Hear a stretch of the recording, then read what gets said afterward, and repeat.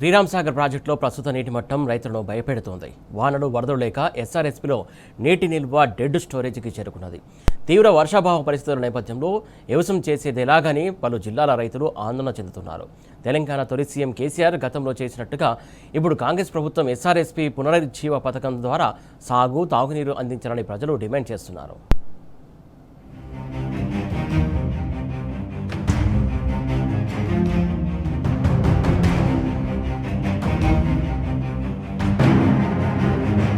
ఉత్తర తెలంగాణ వరప్రదాయని శ్రీరామ్ సాగర్ ప్రాజెక్టులోని నీటి మట్టం ఆయకట్టు రైతులను భయపెడుతున్నది. జూలై 2వ వారం మొదలైన కేవలం 15,400 టీఎంసీలు నీరే ఉండడం, అందులోనూ 5 టీఎంసీలు డెడ్ స్టోరేజ్ గా ఉండాల్సిన పరిస్థితుల్లో 10 టీఎంసీలు మాత్రమే అందుబాటులో ఉండడం ఆందోళన కలిగిస్తున్నది. ఈ వానాకాలంలో పంటలు ఎలా సాగు చేయాలన్న భయం వారిని వెంటాడుతున్నది. 2023 మే, జూన్ నెలల్లో ఎస్ఆర్ఎస్పీ ప్రాజెక్టుల్లో నీటి మట్టం పూర్తిగా తగ్గిపోయి వానాకాలం పంటలకు ముఖ్యంగా నార్లు పోసుకునేందుకు ఇబ్బందికరమైన పరిస్థితులు ఎదురైనప్పుడు అప్పటి బీఆర్ఎస్ ప్రభుత్వం తీసుకున్న చర్యలు ఇప్పుడు చేపడితే బాగుంటుందన్న అభిప్రాయాన్ని రైతులు వ్యక్తం చేస్తున్నారు.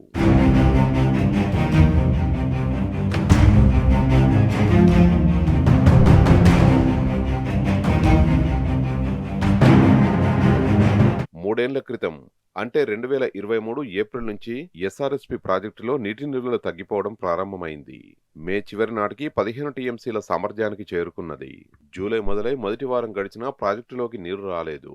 ప్రాజెక్టు క్యాచ్మెంట్ ఏరియాతో పాటు మహారాష్ట్ర ఎగువ ప్రాంతాల్లోనూ వర్షాలు పడలేదు. దీంతో కరువు వాతావరణం ఏర్పడింది. ఆయకట్టులో నార్లు పోసుకునేందుకు రైతులు తీవ్రంగా ఇబ్బందులు పడే దుస్థితి వచ్చింది. దీంతో అప్పటి ముఖ్యమంత్రి కేసీఆర్ జూన్ చివరి వారంలో ఎస్ఆర్ఎస్పీ ప్రాజెక్టు అధికారులతో పాటు కాళేశ్వరం నీటిపారుదల శాఖ అధికారులతో సమావేశమై కాళేశ్వరం నీటిని ఎస్ఆర్ఎస్పీ పునరుజ్జీవ ప్రక్రియ ద్వారా ఎగువకు పంపు చేయాలని ఆదేశించారు. వరద కాల్వకు ఆధారంగా ఉన్న తూముల ద్వారా కాళేశ్వరం నీటితో చెరువులు నింపాలని అధికారులకు సూచించారు.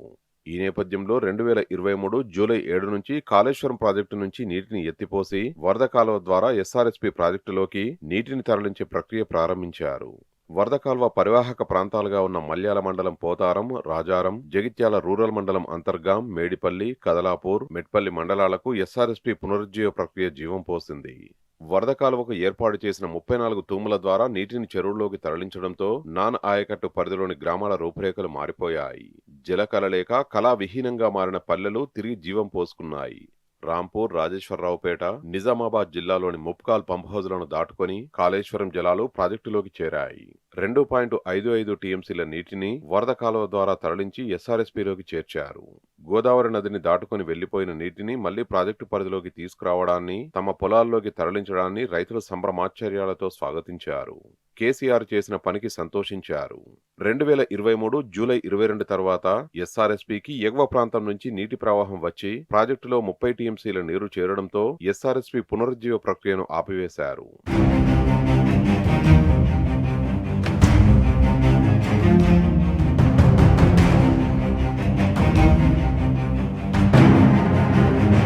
ఎస్ఆర్ఎస్పీ ప్రాజెక్టులో ప్రస్తుతం తక్కువగా నీరు ఉండడంతో జగిత్యాలతో పాటు కరీంనగర్ జిల్లా రైతులు ఆందోళన చెందుతున్నారు. 2023 నాటి పరిస్థితులు ఉత్పన్నమవుతున్నాయని భయపడుతున్నారు. ఒక రకంగా చెప్పాలంటే ఎస్ఆర్ఎస్పీ ప్రాజెక్టు ప్రస్తుతం డెడ్ స్టోరేజీలో ఉన్నదని చెప్పాలి. 90 టీఎంసీల సామర్థ్యం కలిగిన ప్రాజెక్టులో జూలై 7 నాటికి కేవలం 15 టీఎంసీల నీరే అందుబాటులో ఉన్నది. ఈ నీరు ఏ మూలకు సరిపోని పరిస్థితి నెలకొన్నది. ప్రాజెక్టు నిబంధనల ప్రకారం 5 టీఎంసీల నీరు డెడ్ స్టోరేజీగా ప్రాజెక్టులో ఉంచాల్సిందే.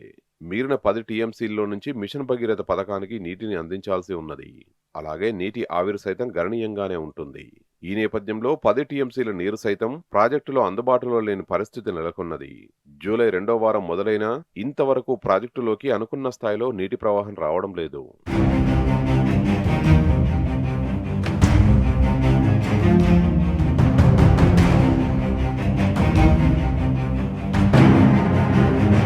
మేలో ఎస్ఆర్ఎస్పీ నుంచి వరద కాల్వకు నీటిని విడుదల చేసి నాన్ ఆయకట్టు మండలాలైన మల్యాల, కదలాపూర్, కోరుట్ల, మెట్పల్లి మండలాల్లోని కొన్ని చెరువులను నింపారు.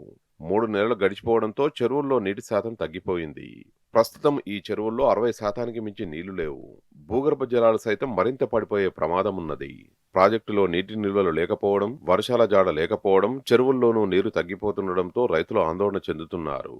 ఈ నేపథ్యంలో కాళేశ్వరం నుంచి నీటిని ఎత్తిపోసి వరద కాలువ ద్వారా ఎస్ఆర్ఎస్పీ పునరుజ్జీవ పథకం నుంచి ఎత్తిపోసి చెరువుల్ని నింపడంతో పాటు ప్రాజెక్టు వరకు కేసీఆర్ హయాంలో తరలించిన విధంగా నీటిని మళ్లించాలని వేడుకుంటున్నారు.